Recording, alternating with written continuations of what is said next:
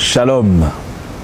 Sentant sa mort, un fonctionnaire du nom de Tom Smith a jugé bon d'appeler ses enfants et après avoir prié pour eux, leur a conseillé de suivre ses traces afin qu'ils vivent heureux et en paix. L'aîné des enfants, Elisabeth, qui était diplômée, a regardé ses frères et ses sœurs et s'est écrié « Papa, c'est dommage que tu meurs sans un sou sur ton compte bancaire. C'est dommage que tu nous laisses la même misérable vie que tu as menée. Personnellement, je ne peux pas t'imiter.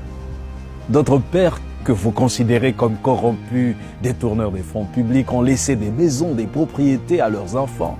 Vois le genre de vie confortable qu'ils vivent et les écoles qu'ils fréquentent. Toi, tu meurs après 35 ans de service public avec une seule carcasse de voiture.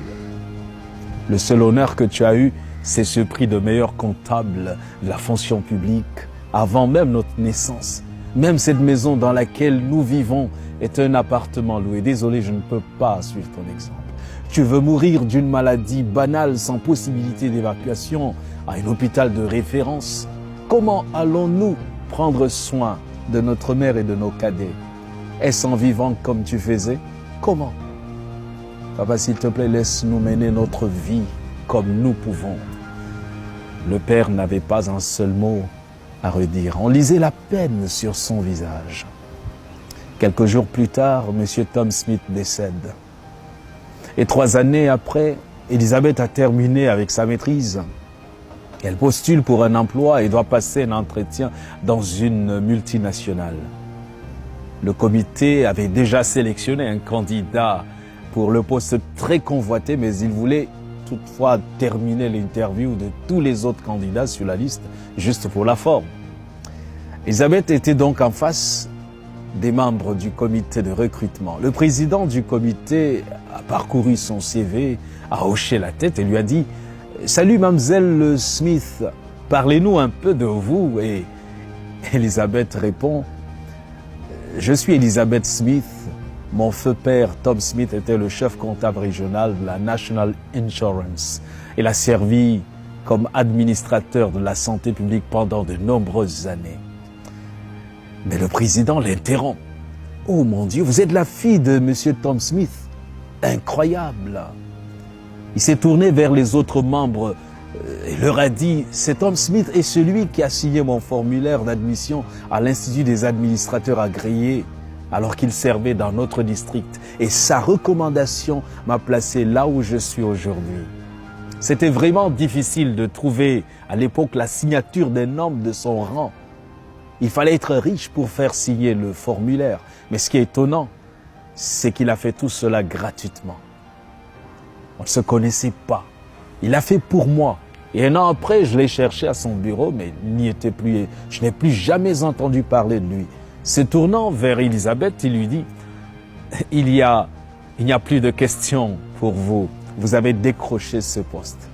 J'espère que vous imiterez votre père dans son honnêteté, sa serviabilité et sa diligence. » Elisabeth Smith est devenue la directrice des affaires générales de la société avec 2 voitures, une belle maison, un salaire très confortable.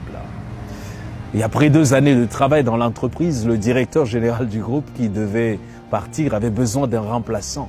Une personne intègre était recherchée et c'était Elisabeth Smith qui avait été nommée.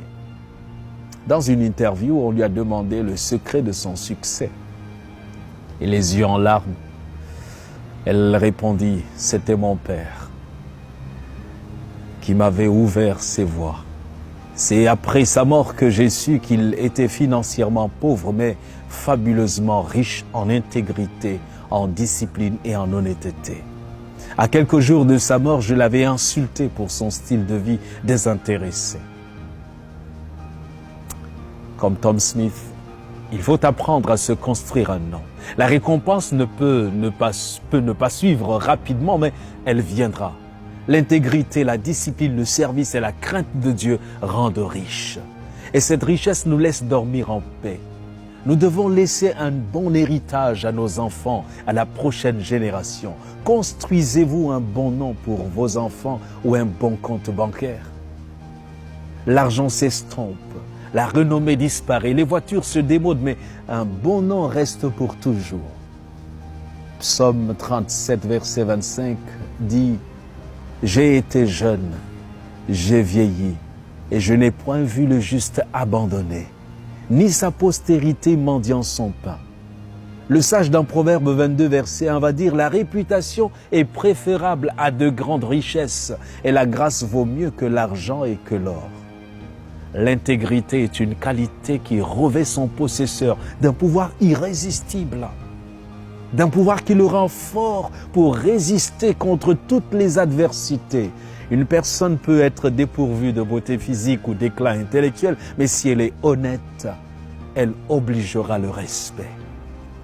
De telles personnes ont su rester en communion avec Dieu.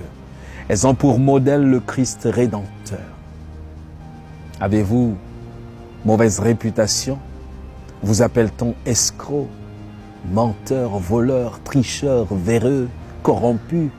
Dieu désire vous transformer. Venez à lui tel que vous êtes et bâtissez-vous un nom. Soyez bénis.